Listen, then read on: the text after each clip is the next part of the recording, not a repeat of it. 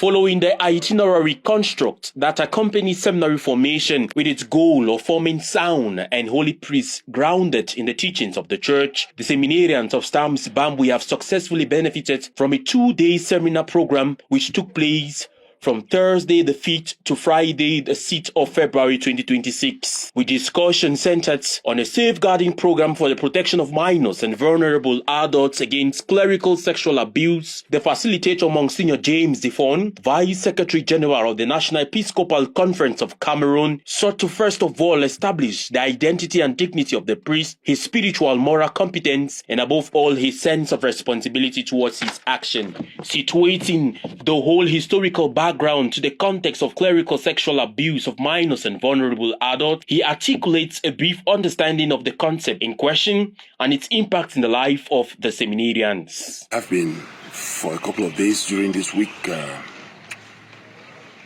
forming the seminarians on the program of safeguarding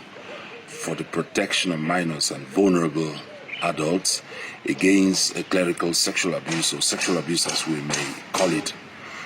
It has been quite a delicate point in the church for some time now, since 2001, when Pope John Paul II, in his Motu Proprio Sacramentorum Sanctitatis Tutela, decreed certain points and procedures that have to be followed when the church has to deal with issues of sexual abuse. And actually, it has been a heavy concern for the church, and it came to the notice of the church that it's something to be taken on board, especially as it's affected the quality of the vocation to priestly ministry, because clerical sexual abuse is a grave sin. It's what canon law tends to call delicta graviora. The raison d'etre of this seminar taking place in the context of the seminary formation, of course, because seminarians are potential and future priests, and it's important that at this very level,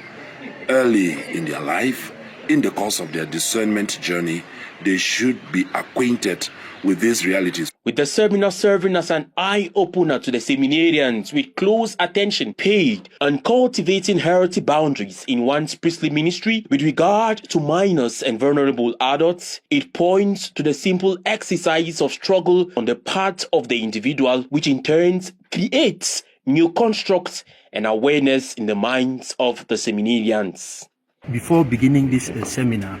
I had in mind that it would only be about kind of don'ts and prohibitions, but I came to have another deeper meaning of it, to think that it is about myself and how I relate with others, and know that as an authority equally, I need to protect the minor ones, I need to protect those who are vulnerable. The seminarians were called to bear in mind that while paying attention to both the life and ministry of the priest, they must cultivate a deep and unshakable convictions to enable them to voice out a yes that is concrete and truly genuine.